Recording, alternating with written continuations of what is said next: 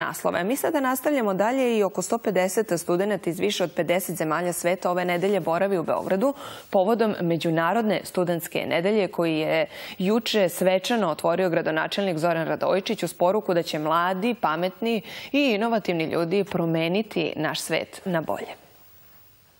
Beograd je grad velike energije u čiji duh se zaljubi svaki posetilac. Pre svega zato što je univerzitetski centar u koji mladi dolaze iz svih krajeva Srbije sa velikim nadama i snovima. Koliko je tu pozitivne energije i koliko je divno što su ovi mladi ljudi u Beogradu, mladi ljudi iz celog sveta, mladi ljudi koji sarađuju sa našim studentima. Gradonačelnik ističe da je studentska nedelja sjajna inicijativa i da su mladi koji nose pozitivnu energiju i pravi sistem vrednosti potrebni za bolju budućnost Srbije. To je u stvari budućnost i Beograda i budućnost sveta. Ti mladi ljudi koji nose pozitivnu energiju, koji imaju taj neki pravi sistem vrednosti koji nam je potreban, koji se negde i kod nas, a i u svetu vrlo često zaboravi i izgubi, tako da treba insistirati na tim pravim vrednostima, na toj pozitivnoj energiji ovih mladih ljudi koji imaju sjajne ideje i koje treba da pretoče u bolji i lepši svet. Studentska nedelja se održava do 23. jula pod sloganom Preuzmi inicijativu, a glavna tema radionice je preduzetništvo.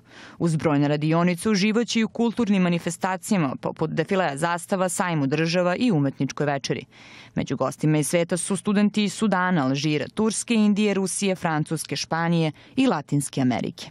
Jovana Maksimović, televizija Pink.